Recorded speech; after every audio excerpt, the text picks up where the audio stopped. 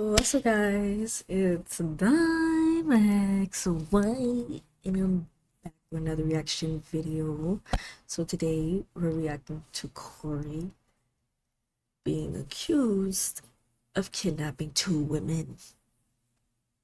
So if you guys don't know Corey Prichett, he was part of a very popular couple channel, Carmen and Corey.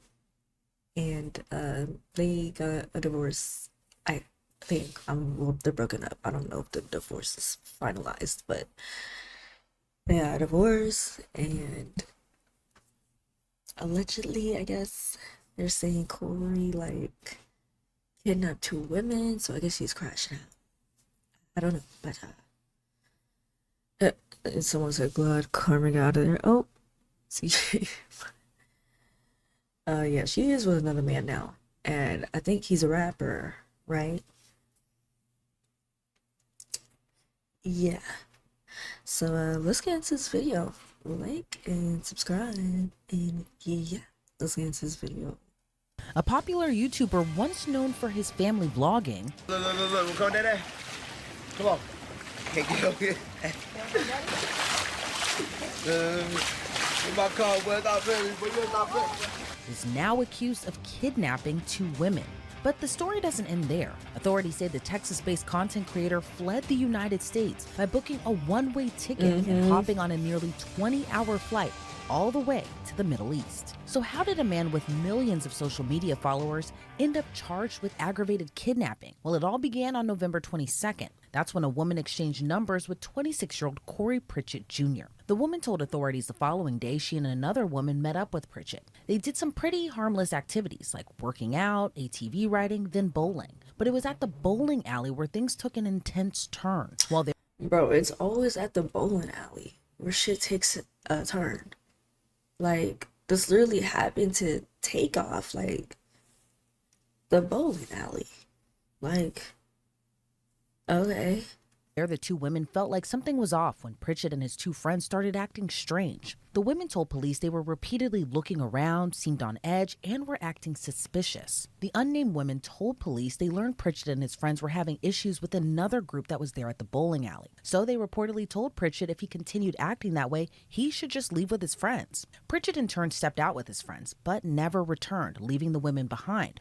After some time, the women texted him because they left their stuff in his car. So he asked them to meet at the H-E-B grocery store parking lot to get their stuff back. When the two women showed up, he switched gears and offered to drive them home, and they said yes. But according to the women, Prichett flipped the script once again. During that drive, he reportedly began acting erratically and skipped what was supposed to be the route to drop them off. The women say Prichett claimed someone was after him and started making phone calls. Then Prichett began driving at high speeds, going past 100 miles per hour. Yeah, he was. I think he back The women now. claim he pulled out a gold-colored handgun and started waving it around the sunroof while still driving erratically fast, then began firing off rounds out of the car window. One of the women reportedly told Prichett to take her back to her apartment and try to calm him down by asking him to pray with them. But he still continued driving crazy fast down the I-10 highway. Prichett then made a video call to a woman reportedly saved in his phone under future wife. He asked the woman on the call, "If I had the perfect opportunity and was in the middle of nowhere where no one could hear them scream, should I just go ahead and do it?" And the woman on the line reportedly responded, "Yes." For the women in Prichett's What? Hey, yo. Whoever said that is like the Grim Reaper child. They want him to die. car, though, they were seemingly in fear of their lives. The women told police that Prichett told them, "I'm gonna F That's y'all and then crazy. kill y'all." By this point, the women said they were texting one another during all of this. But authorities say Prichett then started pointing the gun at them and took their phones away so they couldn't communicate with each other. According to police, Prichett then pulled off the highway onto the shoulder of I-10 near Sealy, Texas. Seemingly with a change of heart, he told the women to get out of his car, telling them this is your only opportunity. One of the women said she tried to get her phone back, but wasn't able to. Then Prichett drove off, leaving them stranded on the side of the road at night. The women told police they spent more than an hour along the side of the highway before they were able to flag down a driver who called 911. But clues pieced together by investigators would help corroborate their story. One of the women had the Life 360 app on her phone, and screenshots, which included timestamps and the route they took, supported the victim's story of what happened. Prichett was ID'd through his driver's license and social media pages. But when investigators... Did you guys hear that? That app 360 snitched on him. That's crazy. Like, I know a lot of people about to be downloading the app 360 now. reached out to him, his phone was no longer in service. Instead, they found out through TikTok that he was planning to move to Dubai. I moved to Dubai. The people that's wondering. Feel so good out here. My kids, listen. So I'm having more kids, right? With my future wife, for sure. And Aiden, my kids are gonna be homeschooled, bro. It's getting real wicked in the United States. A lot of y'all not paying attention because a lot of y'all sleep, and the news outlets are not speaking on a lot of that's going on there. It's gonna get real over there. Y'all might think I'm lying. Y'all might think I'm just talking. Y'all seen other people probably saying it, but you know people don't believe until the shit hit the fan. That's one thing I noticed about most people in the United States. They want to party, live life, until it hit the fan. When it hit the fan, and everybody like, oh, they want to scatter. No. But according to the FBI, they confirmed Prichett bought a one-way ticket to Qatar on December 9th. A little more than 2 weeks later after buying that one-way plane ticket, Prichett was officially charged on December 26th with 1 count of aggravated kidnapping. I want to give a huge thanks to you, our viewers, and our amazing sponsors like Upside. Upside is a super cool and free app that gets you cash back on daily essentials like gas, groceries, and restaurants. Whether it's a nice restaurant or a quick social media. On January 4th, he posted an article from Houston news station KPRC, along with the caption, "Letter to the internet, it's finna be a ball. Let the show begin, hashtag Houston, Texas. Let me show you how to take monsters down the hashtag smooth way. You see it says accused, right? Don't worry, LOL. I'm finna give you the details on here and in the court of law. They gonna regret effing with me like I'm just some goofy or some. Oh, and I got the best lawyer in Houston." A day later, he posted a video with the victims as they were ATV riding. That video was captioned tagging Houston PD as he wrote in part, "We have a case here of popular YouTuber Corey SSG kidnapping 2 white girls, and he's currently on the run in Dubai, I think. IDK, but yeah, the FBI should be after him." A pretty wild case that is now ranging across 2 completely different countries that are thousands of miles away from one another. So let's bring on retired FBI agent Colin Schmidt to get his thoughts on this. Girl, you're associated with the FBI? Damn, they really get the source. Like, Colin, thank you so much for joining me today. You know, what is your reaction to this case, from Prichett's alleged erratic behavior to trapping these 2 women allegedly in his car and leaving them stranded on the side of the road, then later fleeing off to Qatar? Well, I think the first thing for investigators is kind of look at the totality of the circumstances and look at the big picture, as well as look at credibility of who the complainants are, as well as what's really going on here between and these they 2 white people. girls too. And that's based upon the recent instances of YouTubers or bloggers or social media influencers faking their own kidnappings. So to prevent a waste of resources, they have to just take a step back and kind of look at the big picture. And then, of course, if there is some merit to this, then they're going to have to kind of dig in and find out exactly what really went on between these 2. And investigators also say that, you know, GPS data from Life 360, which was an app that was on one of the women's phones, that helped corroborate their story. Talk to me about how investigators use that type of data to kind of piece together, or at least verify these types of allegations. Well, in this case, the victim made it easy for law enforcement to track her because they did have the Life 360 app on there. I'm familiar with the app. It's fantastic. And I have used it with my kids as well. So if that wasn't on there, the first step with all these cases, and even if it's a bank robbery or a fraud case, is going to be the phones, and to look in to see if there's any GPS data, tracking data in that phone to find out and to corroborate what the victim is saying that the assailant did. Yeah, and it's also, unclear right now, but from what we do know now, do you think the erratic behavior on Pritchett's behalf might have been someone actually after him, as he had told these women allegedly? Or do you think there's another reason, possibly like drugs, that kind of made him act erratically during this whole incident? Well, with the limited information, available, you'd be speculating on why he was acting so erratic. So when somebody's acting erratic, there's some a catalyst or some sort of antecedent that make them do that. So either it's something internal or external, and that's one thing that's going to come out, so to speak, in the wash as the investigators do their investigation. Like, I think what really could have happened was, oh, not losing Carmen Jova, man. Oh my gosh. But no, like, I really feel like putting yourself around the wrong people, like, I think he really felt like he was about to get set up, like Corey, in his mind. And he wanted to take retaliation, which is why he told him to come back in his car, I guess. But, yeah, it's not a good look for Corey, especially because he went to Qatar right after. Investigation and start talking to people. And the fact that these are white girls. I bet you if this happened and Corey was just with some like black baddies, like this wouldn't have made the news.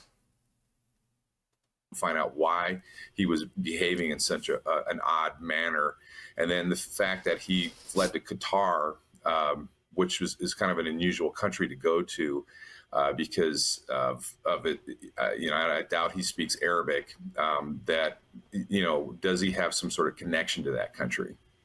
Yeah, and I was also, going to ask you what your thoughts are on him fleeing to Qatar. What all goes into extraditing a kidnapping suspect? And in your opinion, how long do you think it'll take before he's actually back in the United States? Well, first thing is, if we have extradition with Qatar, I'm not aware whether we do or don't for that particular crime, because extradition is crime specific. Some crimes are extraditable, some aren't. And then the extradition process is generally very long, and takes at least a year to 2 years. Generally, what the authorities do is they just have the country expel or deport the person that's there. It's a much faster process, unless the person has some sort of citizenship with that country. And I doubt this gentleman has any citizenship He with Qatar. could. You don't know. And do you think that trip He was planned could. this whole time, or do you think he kind of did it as an escape to escape those now criminal charges that he's He facing? goes. He Because I goes to can't Dubai a imagine, lot. leaving your children behind to go start a new life in a completely different country and just, leave them behind in Texas. Well, if he was going to Mexico, I would say there wasn't a lot of thought put into it, because obviously it's just right over the border. But to take an international flight, I mean, you'd have to fly through an international hub, whether it be Houston or Los Angeles or New York, and then make a couple of connections to get to Qatar.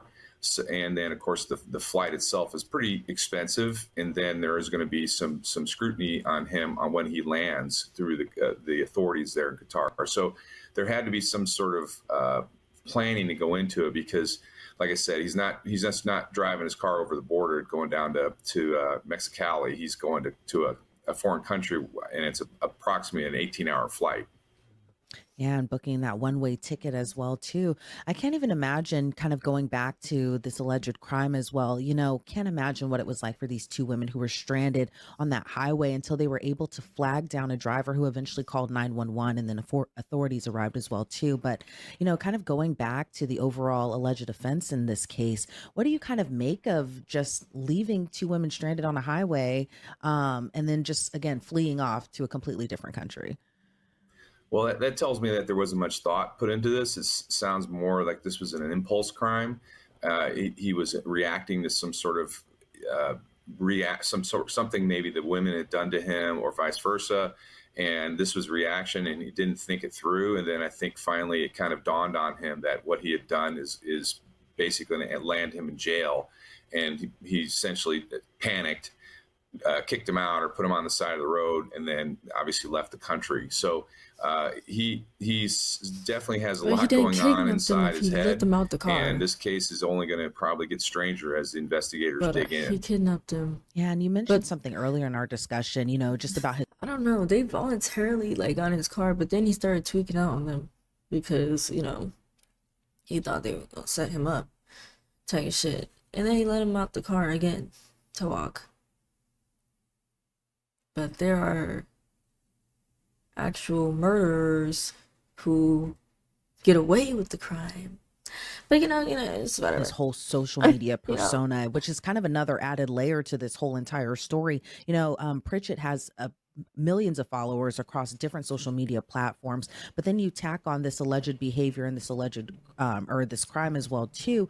What do you make of all of that, given that he was this kind of apparent rise on social media, and then he got kind of famous as well too, doing family content, and then for this to kind of come out? What do you make of just kind of that Jekyll and Hyde situation that we're kind of seeing all unfold?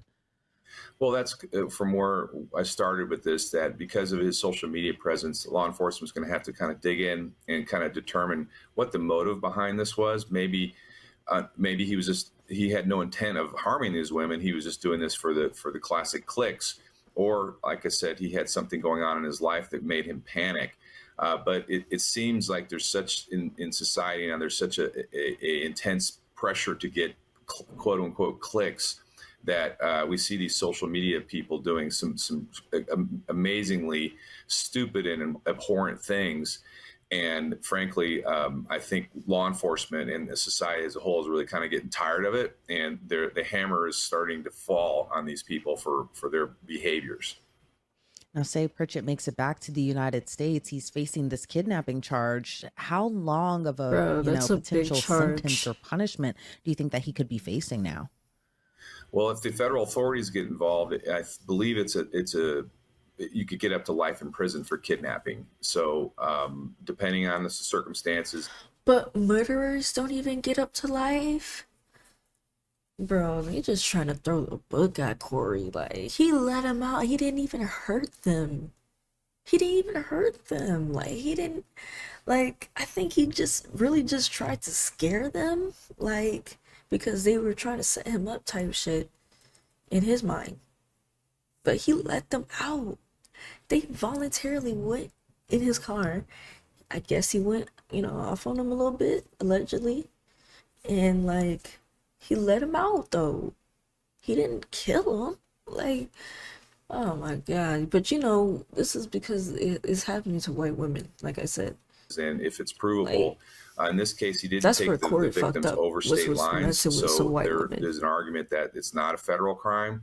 However, there is a kidnapping statute in Texas. So, and Texas has a pretty aggressive law enforcement culture there. So he's going to be facing some jail time if it turns out that this was legitimate kidnapping and these women are willing to testify. All right. Well, Colin, I want to thank you so much for joining me and giving me insight into this case. Before we send you off, though, anything else you'd like to add? I think it just comes, like I said, full circle about all this social media clicking nonsense, and it's really gotten out of hand. And I think it's long past time for authorities to start cracking down because people are getting harmed. All right, Colin, again, thank you so much for joining me today. I really appreciate it. Thank you. Have a great day. According to reports, law enforcement is making an effort to bring Corey Prichett Jr. back to the United States. I think he already came back home. In one of his latest Instagram posts, Prichett wrote he was back on the way to the U.S. because he had a meeting in Houston. That post was followed by another with the caption, "See y'all when I get out. Crazy everybody want to see me behind bars for accusations I didn't do. I know God got me. Love all my supporters. They can't keep me down." Oh my God, Corey. Corey's in deep, deep trouble. Corey, what are you doing, brother? They got his ass, dude. They're gonna make an example out of Corey. They love making examples out of YouTubers. And black men.